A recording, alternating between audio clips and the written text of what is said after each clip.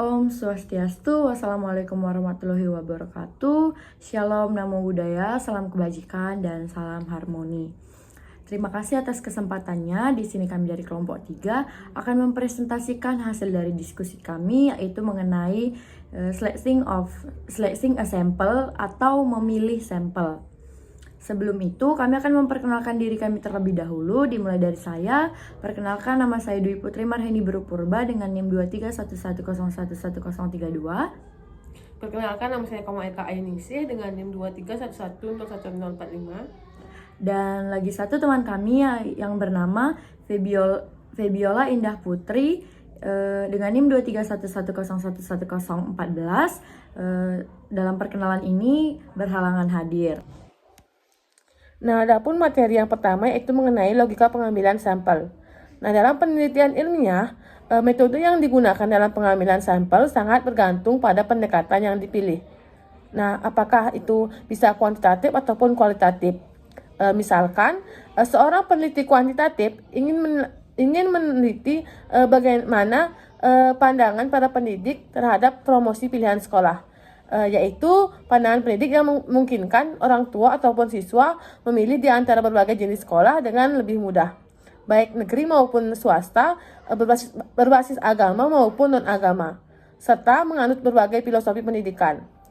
Nah, peneliti ingin mempelajari seluruh pendidik yang ada di negara tersebut, tetapi pada akhirnya harus puas dengan menyebarkan kuesioner survei kepada sampel kecil yang mungkin berjumlah 200 pendidik.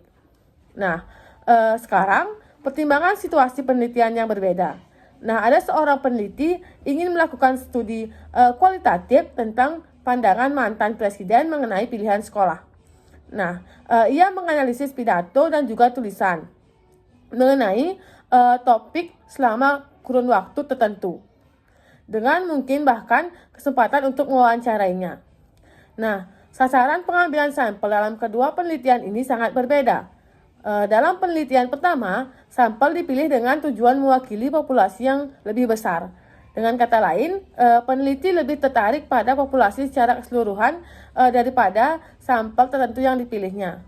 Sebaliknya, dalam penelitian kedua, penelitian terutama berfokus pada sampelnya yang hanya mencakup satu individu, yang dimana mantan presiden dipilih karena kepemimpinannya yang berpengaruh dalam perdebatan mengenai pilihan sekolah.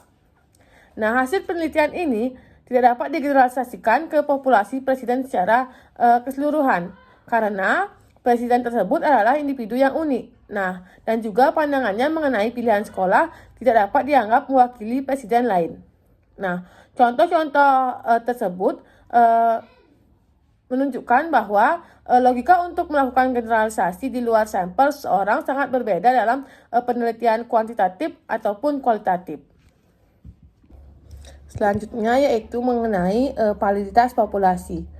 Nah, validitas populasi adalah sejauh mana hasil penelitian dapat digeneralisasikan dari sampel ke populasi yang lebih luas.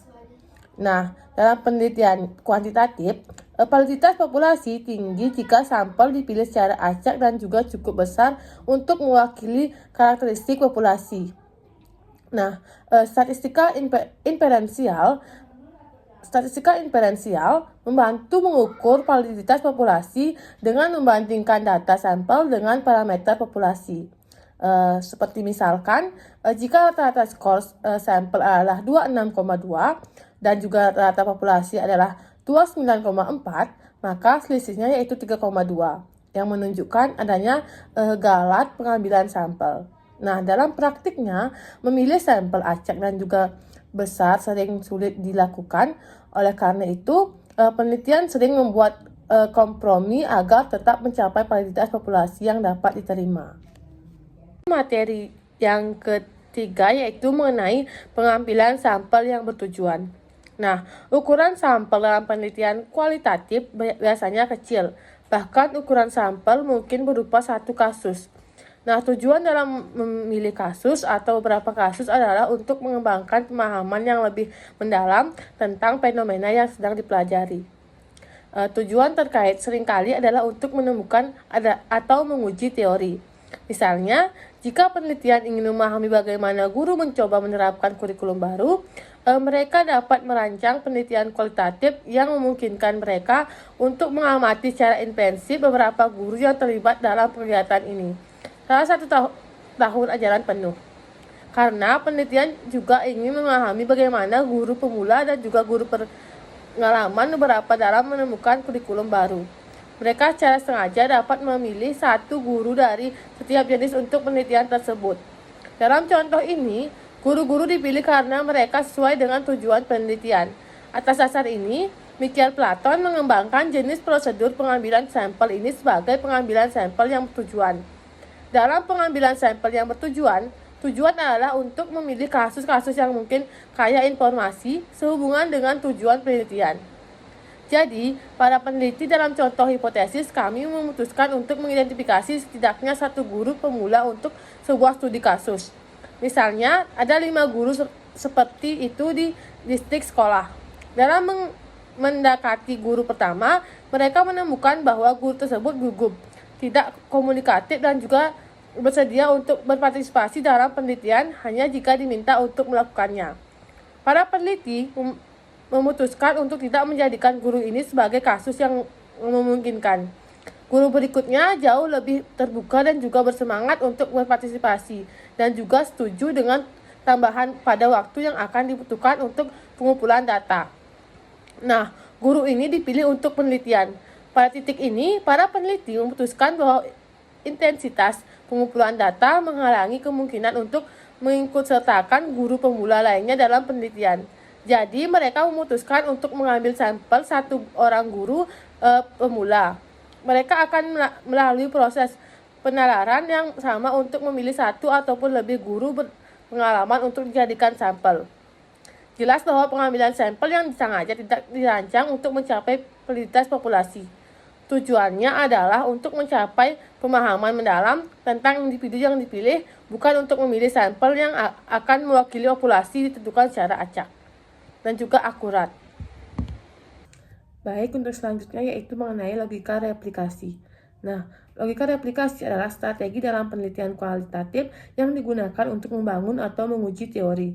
Menurut Robert Yin, temuan dari satu studi kasus dapat digeneralisasikan ke teori bukan ke populasi. Nah, validitas teori diuji melalui replikasi pada kasus lain untuk melihat apakah hasil sesuai dengan prediksi teori. Nah, Yin membedakan dua jenis replikasi. Yang pertama ada replikasi literal yang dimana menguji teori dengan kasus serupa untuk mendapatkan hasil yang sama.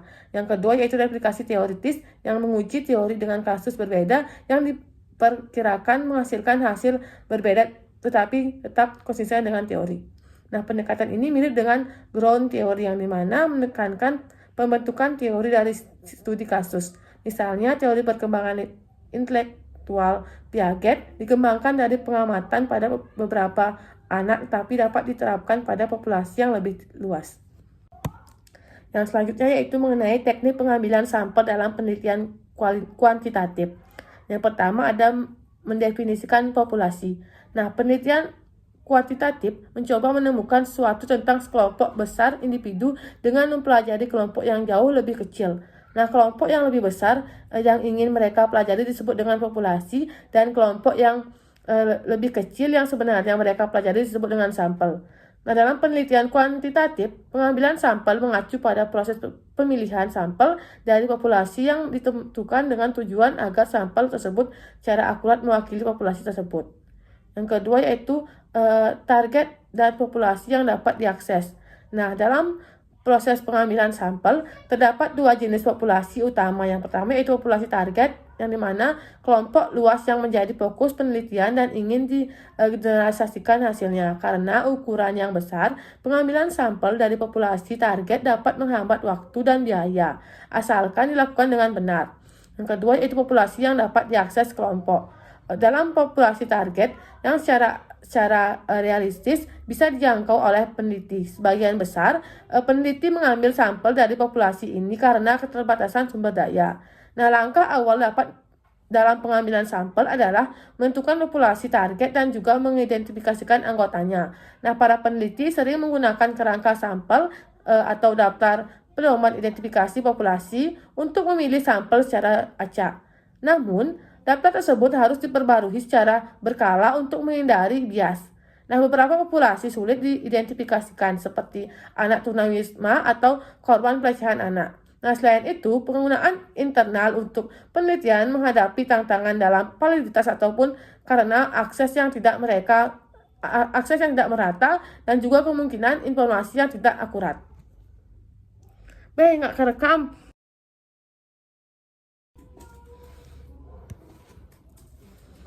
Yang ketiga yaitu mengenai lompatan inferensial dari sampel ke populasi.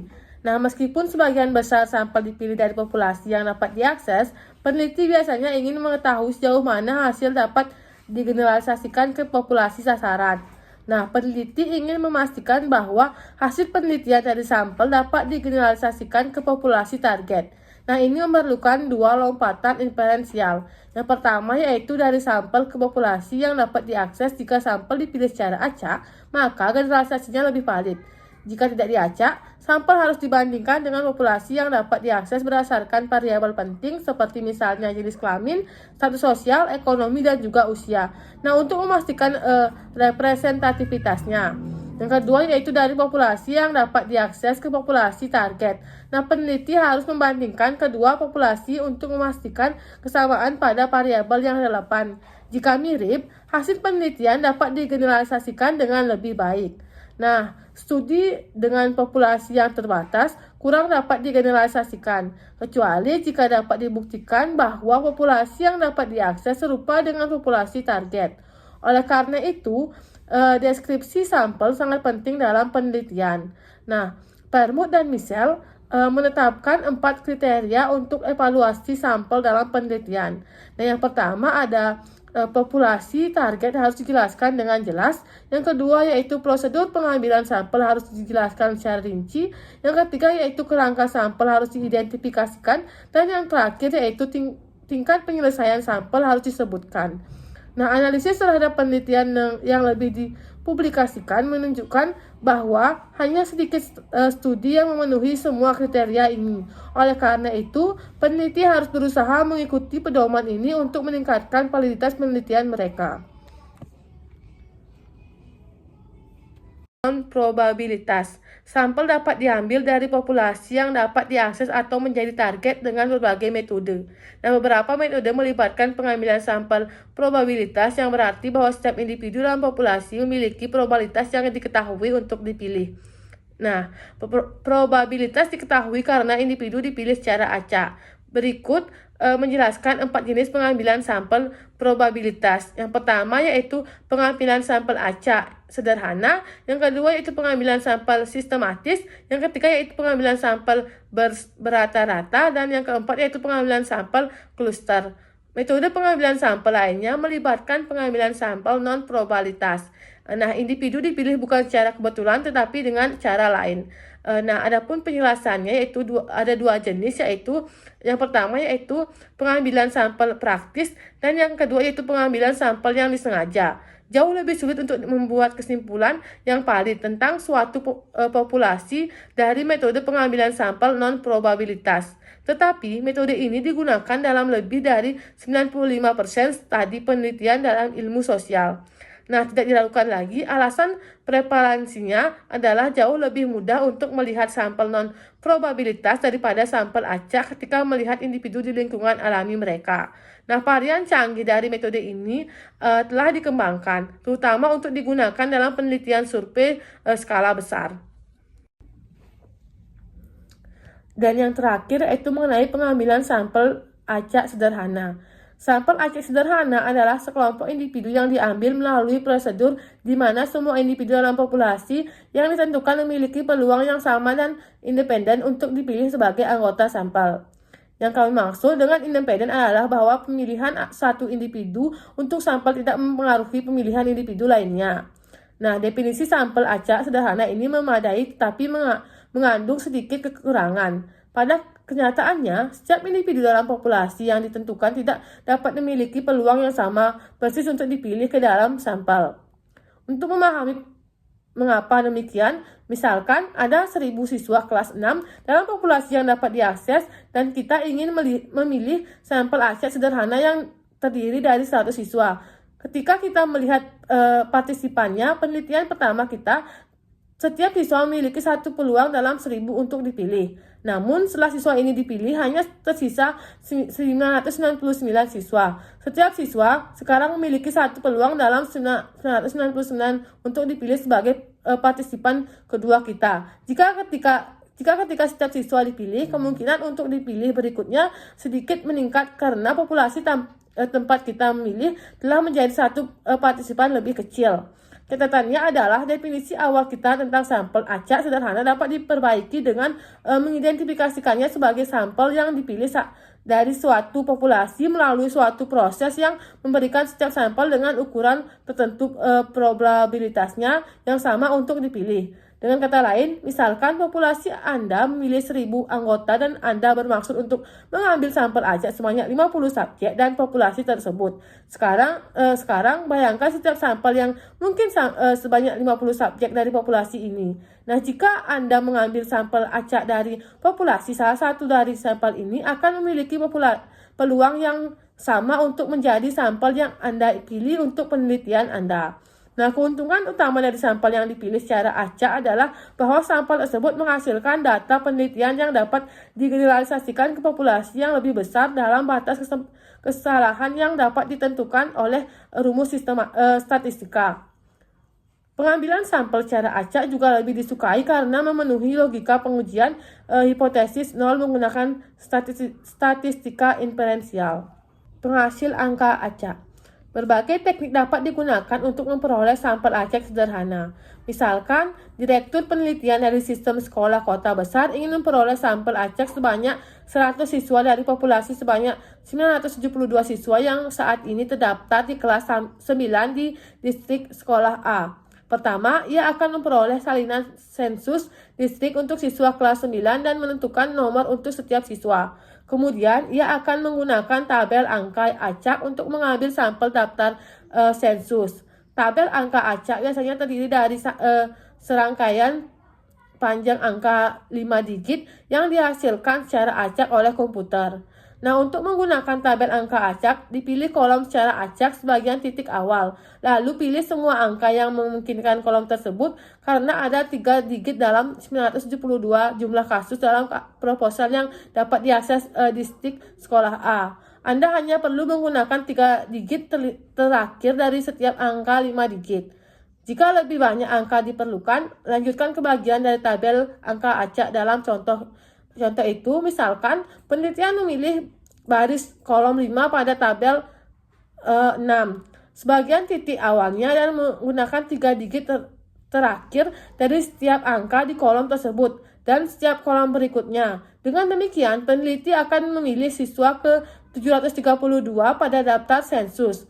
Lewati angka 983 hanya ada 972 siswa ke 554 dan seterusnya. Prosedur ini akan diikuti dengan tabel angka acak yang jauh lebih besar, tentu saja hingga sampel 100 siswa telah dipilih. Menampilkan dan mengunduh kutipan EREC. Jadi EREC adalah Education Resource Information Center, adalah sebuah basis data digital yang menyediakan akses artikel jurnal, laporan penelitian, makalah konversi, dan berbagai sumber daya pendidikan lainnya. Jadi dikelola dengan Institute of Education Science atau EIC di bawah Departemen Pendidikan Amerika Serikat. EREC memiliki lebih dari 1,5 juta catatan yang mencakup berbagai bidang pendidikan yang menampilkan dan mengunduh kutipan dari EREC. Jadi, memerlukan pemahaman tentang antarmuka pencarian yang disediakan. Jadi, dengan langkah pertama dalam menggunakan EREC secara efektif adalah menentukan kata kunci yang tepat. Kata kunci ini harus relevan dengan topik penelitian dan mempertimbangkan sinonim serta frasa yang terkait. Adapun langkah-langkah menampilkan dan mengunduh kutipan EREC ini adalah yaitu pertama, mengidentifikasi kata kunci. Jadi kita akan menggunakan kata kunci spesifik yang mencerminkan inti dari topik penelitian, dan kita akan mempertimbangkan sinonim dari istilah yang sering digunakan dalam literatur pendidikan. Adapun juga kita memanfaatkan fitur pencarian lanjutan, yaitu dengan kita menggunakan fitur berdasarkan jenis dokumen, yaitu artikel, jurnal, laporan, penelitian, dan lain-lain. Dan kita juga akan mensaring hasil berdasarkan tahun publikasi untuk mendapatkan informasi yang relevan dan terkini. Yang kedua itu melihat abstrak dan metadata. Jadi sebelum mengunduh baca abstrak untuk memastikan relevansi sumber. Dan kita juga akan memeriksa metadata yang mencakup penulis, tanggal publikasi, dan deskripsi erik. Dan adapun juga yang ketiga itu mengunduh kutipan. Jadi jika teks lengkap tersedia, unduh dalam format PDF. Dan jika tidak tersedia, unduh kutipan dalam format seperti APA atau MLA yang disediakan oleh EREC. Jadi yang keempat juga itu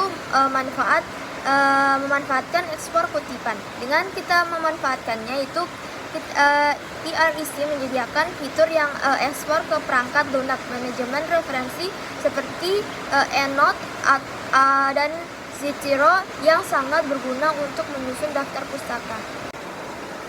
Adapun materi yang kedua yaitu memperoleh dokumen yang diindeks ERC, yaitu mendapatkan dokumen yang diindeks EREC itu tidak selalu berarti mendapatkan teks yang lengkap. Banyak dokumen yang tersedia hanya sebagai abstrak atau kutipan, terutama dalam artikel jurnal yang menurut Gall, dan Gall 2003, yaitu adapun langkah-langkah sistematis untuk memperoleh dokumen meliputi yang pertama, penggunaan kata kunci spesifik. Jadi kita dengan memulai dengan kata kunci umum lalu perinci sesuai topik. Terus yang kedua itu gunakan boolean operations yaitu and or not untuk mempersempit atau memperluas pencarian. Yang kedua itu kita manfaatkan filter dokumen. Jadi saring berdasarkan jenis sumber seperti jurnal, laporan, dan konversasi. Dan juga kita melakukan pilih dokumen dengan preview untuk memastikan kualitas dan kredibilitas. Dan yang ketiga itu kita mengunduh dokumen seperti untuk dokumen teks lengkap gunakan tahunan full text available on EREC. Jika tidak tersedia, cari alternatif di perpustakaan universitas atau gunakan layanan interlibrary alone. Dan empat itu kita memverifikasi kredibilitas. Jadi kita dengan periksa afiliasi penulis dan jurnal tempat publikasi dan tinjau situasi dan referensi untuk menilai pengaruh penelitian tersebut. Dan yang ketiga yaitu materi yang ketiga mencari sumber awal lainnya. Jadi mencari sumber awal lainnya itu merujuk pada proses mengidentifikasi dan mendapatkan sumber primer yang relevan dengan topik penelitian selain dari database seperti EREC Education Resource Information Center. Sumber primer ini sangat penting karena berisi data asli atau temuan langsung dari penelitian yang dapat mendukung atau menantang hipotesis yang diajukan. Jadi proses pencarian sumber awal lainnya melibatkan beberapa langkah strategis yang harus dilakukan dengan teliti. Yang pertama itu kita manfaatkan perpustakaan fisik dan digital, yaitu perpustakaan universitas dan lembaga penelitian seringkali memiliki koleksi jurnal, buku, disertasi, dan laporan penelitian yang tidak selalu terindeks dalam database daring. Pencarian melalui katalog perpustakaan baik fisik maupun digital dapat membantu menemukan sumber-sumber yang relevan. Selain itu, menggunakan layanan interlibrary alone memungkinkan penelitian untuk mengakses sumber dari perpustakaan lainnya yang bekerja sama. Dan yang kedua itu mengeksplorasi database khusus. Jadi selain EREC terdapat berbagai database khusus yang fokus pada bidang-bidang tertentu seperti PubMed untuk ilmu kesehatan, IEE Explore untuk teknik, atau GSTOR untuk ilmu sosial dan humaniora. Database ini menawarkan akses ke artikel jurnal, persourcing, konversi, dan laporan teknik yang bisa menjadi sumber primer yang berharga. Menggunakan fitur pencarian lanjutan dan filter berdasarkan tahun publikasi dan atau metode penelitian dapat mempercepat proses menemukan sumber yang tepat. Adapun yang ketiga yaitu memanfaatkan repository institusi dari open access. Jadi banyak universitas memiliki repository institusi yang menyimpan tesis, disertasi, dan laporan penelitian dari mahasiswa dan dosen mereka. Selain itu, gerakan open access telah menghasilkan banyak jurnal dan artikel yang bisa diakses secara gratis tanpa hambatan berlangganan. Platform seperti Doge atau Directory of Open Access Journal atau RCS.org yaitu untuk publikasi dalam bidang sains dan teknologi dapat menjadi sumber yang akan informasi primer. Dan yang keempat itu kita mencari dalam proceeding, konferensi dan laporan pemerintahan. Jadi proceeding konferensi seringkali memuat penelitian terbaru yang belum dipublikasi dalam jurnal. Mendapatkan akses ke proceeding ini bisa memberikan wawasan mengenai tren penelitian. Adapun yang kelima yaitu melacak referensi dari artikel terkait strategis yang kita tidak kalah penting dalam melakukan teknik backward searching. Dengan melacak referensi yang digunakan oleh artikel, bagian daftar pustaka dari artikel yang relevan menjadi yang mungkin terlewatkan. Dan adapun juga yang keenam yaitu menghubungkan penelitian dan jaringan profesional.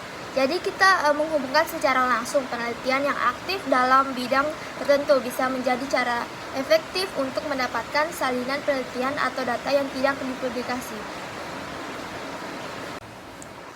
Materi yang keempat yaitu papan buletin elektronik. Jadi papan buletin elektronik atau Electronic Bulletin Board atau EBB yaitu adalah platform daring yang digunakan untuk berbagi informasi, data, dan hasil penelitian antar peneliti, akademisi, atau praktisi dalam bidang tertentu. Pada awal internet, EBB berbentuk forum atau mailing list. Namun saat ini telah berkembang menjadi platform yang lebih interaktif seperti forum akademik, grup diskusi profesional, hingga media sosial akademik seperti ResearchGate atau Academia Education.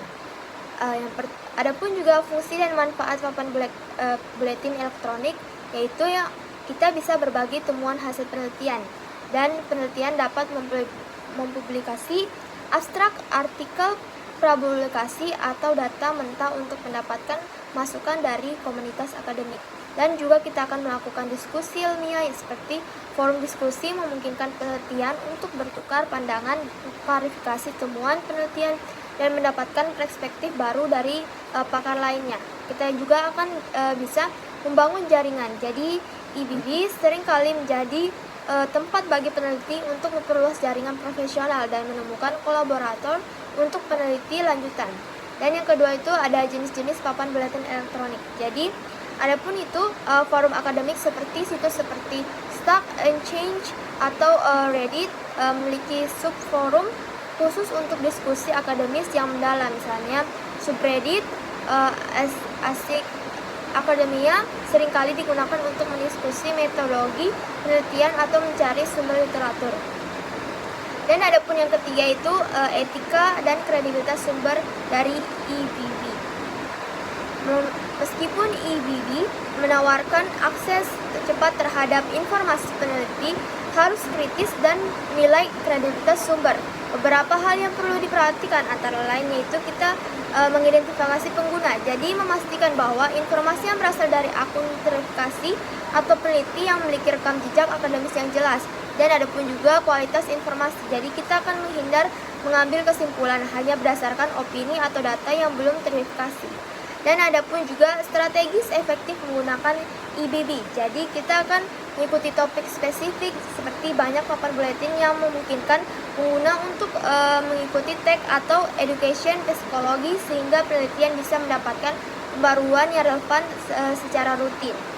Dan yang kelima itu kita adapun tantangannya itu dalam menggunakan papan buletin elektronik, yaitu beberapa tantangannya seperti tidak terverifikasi karena sifatnya yang terbuka. EBB bisa memuat informasi yang belum melewati proses preview.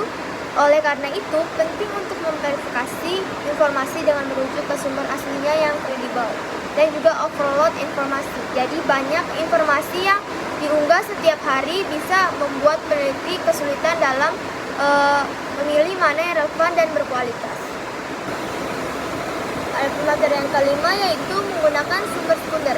Jadi sumber sekunder mencakup review literatur, buku, teks, dan meta-analisis yang merangkum hasil penelitian. Jadi sumber sekunder sangat berguna dalam tahap awal penelitian untuk memahami gambaran umum dan identifikasi gap penelitian. Jadi keuntungan menggunakan sumber sekunder yaitu yang pertama efisiensi waktu. Jadi kita akan menghemat waktu karena menyediakan ringkasan temuan dari berbagai penelitian. Adapun perspektif lebih luas yaitu memungkinkan peneliti untuk memahami tren umum dan kontroversi dalam bidang tertentu. Dan adapun juga kita mengidentifikasi kesenjangan penelitian. Jadi dengan membantu menemukan area yang belum banyak diteliti, namun penting untuk mengakses sumber primer untuk memahami metode dan asli yang digunakan, dan juga kita akan menilai kualitas dan validitas penelitian secara langsung. Dan materi yang keenam yaitu analisis meta. Jadi meta-analisis adalah metode statistik yang menggabungkan hasil dari beberapa studi untuk menghasilkan kesimpulan yang lebih kuat dengan generalisasi yang lebih baik. Jadi proses meta-analisa meliputi yang pertama mengidentifikasi kriteria inklusi. Jadi kita akan tentukan kriteria untuk memilih studi yang relevan. Misalnya itu desain eksperimen, metode pengumpulan data, dan hanya sertakan penelitian dengan metodologi yang kuat. Yang kedua itu kita mengumpulkan studi. Jadi dengan menggunakan berbagai database seperti EREC, GISTRO, dan ProQuest. Dengan kita akan mempertimbangkan publikasi yang tidak diterbitkan, seperti Gray literatur untuk mengurangi bias publikasi. Dan adapun yang ketiga yaitu menghitung ukuran efek. Jadi kita akan menggunakan statistik seperti Cohen's atau Pearson CR, yaitu ukuran efek untuk membantu menilai seberapa besar pengaruh variabel tertentu. Dan adapun yang keempat yaitu analisis dan interpretasi. Jadi kita akan menggunakan forest plot untuk memvisualisasikan hasil. Dan kita juga akan periksa heterotogenitas menggunakan statistik U dan A untuk menilai variasi antar studi. Adapun materi yang ketujuh yaitu membaca sumber primer. Jadi sumber primer merujuk pada karya asli yang membuat data dan empiris atau temuan penelitian langsung, seperti artikel jurnal yang mempublikasi hasil penelitian, laporan eksperimen, tesis disertai, atau makalah konferensi yang belum pernah diringkas atau diinterpretasikan oleh penulis lain. Jadi membaca sumber primer merupakan langkah krusial dalam penelitian ilmiah karena memungkinkan penelitian untuk mengevaluasi informasi secara langsung tanpa bias interpretatif dari sumber sekunder. Jadi adapun pada beberapa aspek penting yaitu yang pertama, penelitian harus memahami latar belakang masalah dan tujuan peneliti. Bagian dalam pendahuluan dalam sumber primer biasanya menjelaskan alasan dilakukannya penelitian, referensi topik yang dibahas, serta pertanyaan atau hipotesis penelitian yang ingin dijawab. Kita juga memahami konteks ini membantu peneliti untuk menilai signifikan dan urgensi dalam penelitian tersebut. Dan yang kedua itu, peneliti perlu memperhatikan secara rinci metodologi yang digunakan termasuk desain peneliti, yaitu kuantitatif, kualitatif atau campuran, dan teknik pengambilan sampel serta instrumen pengukuran yang digunakan.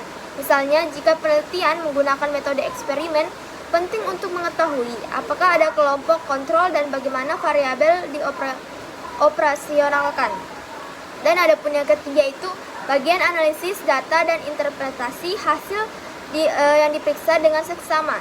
Jadi, dengan digunakan serta bagaimana penulis menginterpretasikan data, itu misalnya kita akan penggunaan teknik statistik yang kurang tepat dalam menghasilkan kesimpulan yang menyesatkan. Oleh karena itu, peneliti perlu kritis terhadap argumen yang disampaikan dan mencari apakah ada data yang mungkin diabaikan dan diinterpretasikan secara berlebihan. Dan yang kelima itu membaca sumber primer. Kita juga berarti memahami keterbatasan penelitian, seperti peneliti memiliki batasan baik dari segi metodologi, populasi sampel, atau kondisi eksperimental. Dan peneliti yang baik biasanya menjelaskan batasan-batasan ini secara terbuka dan memberikan rekomendasi untuk peneliti selanjutnya. Dan yang kelima itu manfaat utama dari membaca sumber primer. Jadi kita dengan menilai kualitas dan referensi penelitian secara langsung tanpa harus bergantung pada interpretasi dari sumber sekunder. Hal ini memungkinkan peneliti untuk membuat sintesis informasi yang lebih akurat dan relevan untuk topik penelitian. Adapun materi yang ke-8 itu mengklasifikasikan sumber primer. Jadi mengklasifikasikan sumber primer adalah proses pengelompokan studi berdasarkan kategori tertentu seperti metode penelitian, topik, variabel yang diteliti, atau hasil temuan. Jadi proses ini sangat penting dalam penyusunan tinjauan literatur yang struktur karena membantu penelitian dalam mengidentifikasi pola, tren, atau bahkan kontradiksi dalam penelitian sebelumnya. Jadi salah satu cara untuk mengklarifikasi sumber primer adalah berdasarkan metode penelitian yang digunakan seperti penelitian kuantitatif, kualitatif, atau metode campuran. Misalnya penelitian kuantitatif sering berfokus pada pengukuran dan statistik pengujian hipotesis, sedangkan penelitian kualitatif cenderung mengeksplorasikan fenomena secara mendalam melalui wawancara, observasi, atau analisis dokumen. Selain itu, pengelompokan juga bisa dilakukan berdasarkan topik atau variabel spesifik. Misalnya dalam penelitian pendidikan, sumber primer dapat dikelompokkan berdasarkan topik seperti efektivitas metode pengajaran, pengaruh teknologi terhadap pembelajaran, atau peran motivasi dalam keberhasilan akademik. Dengan cara ini, peneliti dapat lebih mudah mengidentifikasi kesenjangan penelitian yang belum terjawab. Dan adapun juga studi dengan hasil yang konsisten dapat diperiksa untuk menemukan pola umum, sementara studi dengan hasil yang bertentangan dapat dianalisis lebih lanjut untuk memahami perbedaan metodologis untuk konteks yang mempengaruhi hasil tersebut. Jadi kita klasifikasikan ini memungkinkan peneliti untuk membuat sintetis yang lebih kaya dan mendalam serta merumuskan pertanyaan peneliti yang lebih spesifik lagi. Dan materi yang ke-9 yaitu evaluasi kritis studi penelitian. Jadi, evaluasi kritis adalah proses sistematis untuk menilai validitas, reliabilitas, dan kegunaan untuk suatu penelitian sebelum memutuskan untuk menggunakan sebagai referensi. Jadi, menekankan bahwa tanpa evaluasi kritis penelitian beresiko menggunakan data yang kurang valid atau bahkan menyesatkan dalam penelitian. Jadi, evaluasi kritis membantu memastikan bahwa hanya penelitian yang memiliki metodologi yang kuat dan hasil yang dipercaya yang akan digunakan sebagai dasar dalam penelitian lanjutan. Adapun aspeknya yaitu yang pertama, dalam evaluasi kritis, desainnya penelitian yaitu menekankan bahwa yang baik harus sesuai dengan pernyataan peneliti yang ingin dijawab. Misalnya untuk mengidentifikasi hubungan sebab akibat, desain eksperimen dengan kontrol yang ketat lebih sesuai dibandingkan studi korelasional. Desain yang kurang tepat menghasilkan bias dan mengurangi validitas internal penelitian. Dan yang kedua yaitu evaluasi terhadap metode pengumpulan. Jadi menekankan yaitu teknik sampling juga harus diperiksa untuk memastikan yaitu representativitas populasi. Jadi jika data dikumpulkan secara tidak tepat atau dengan instrumen yang bias, hasil penelitian tidak akan dapat digeneralisasikan. Dan yang ketiga yaitu evaluasi kritis yang harus mencakup analisis data. Jadi teknik statistika yang digunakan harus sesuai dengan jenis data dan desain penelitian. Jadi misalnya pengguna regresi linear untuk data yang tidak memenuhi asumsi normalitas dan akan menghasilkan kesimpulan yang kurang valid. Jadi evaluasi terhadap analisis data juga mencakup pemeriksaan terhadap adanya manipulasi data atau p-hacking yang bisa mempengaruhi kesimpulan penelitian. Dan yang keempat yaitu evaluasi terhadap keterbatasan penelitian. Jadi semua penelitian memiliki keterbatasan baik dalam sampel, metode, konteks, dan GAL. Dan adapun juga itu menekankan pentingnya transparansi dalam menyampaikan keterbatasan ini karena hal tersebut membantu peneliti dalam menilai tingkat kepercayaan terhadap hasil penelitian tersebut. Dan yang kelima yaitu evaluasi kritis, juga mencakup implementasi dan referensi hasil penelitian. Jadi peneliti perlu mempertimbangkan apakah hasil penelitian memiliki kontribusi signifikan terhadap pengembangan teori atau praktik dalam bidang terkait. Implikasi yang terlalu dilebih-lebihkan tanpa dukungan data yang memadai sebaiknya dihindari. Dengan melakukan evaluasi kritis yang komprehensif dan teliti dapat memastikan bahwa peneliti yang digunakan sebagai referensi benar-benar berkualitas dan relevan untuk menjawab pertanyaan penelitian mereka. Materi pertama yang saya bawakan yaitu pengambilan sampel oportunistik. Pengambilan sampel oportunistik ini adalah strategi sampling kualitatif yang diidentifikasi Patton, di mana peneliti menggunakan temuan dari satu kasus untuk menginformasikan pemilihan kasus berikutnya. Strategi ini memberikan fleksibilitas untuk menyesuaikan desain penelitian berdasarkan temuan yang muncul. Meskipun tercantum sebagai jenis sampling terpisah, prinsipnya berlaku untuk berbagai strategi sampling kualitatif.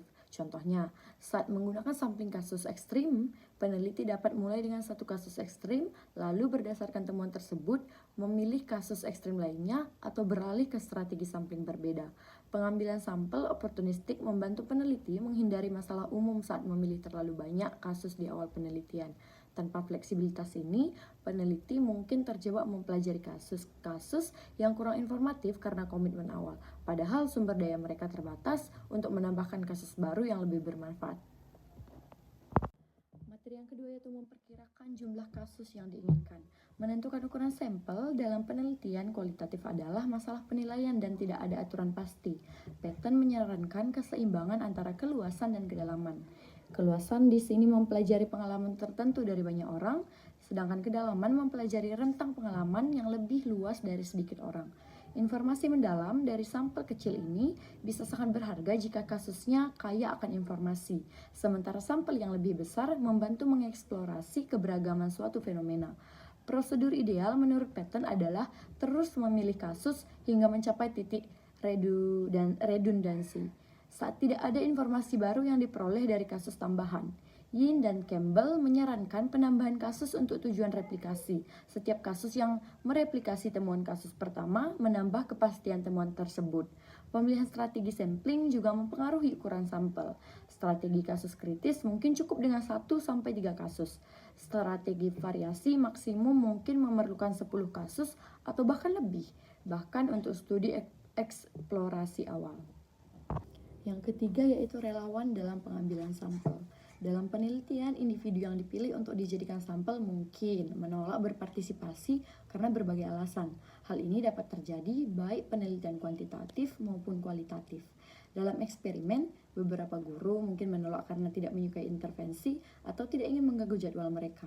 Sedangkan dalam studi kualitatif, individu yang dipilih sebagai kasus menarik mungkin menolak berpartisipasi.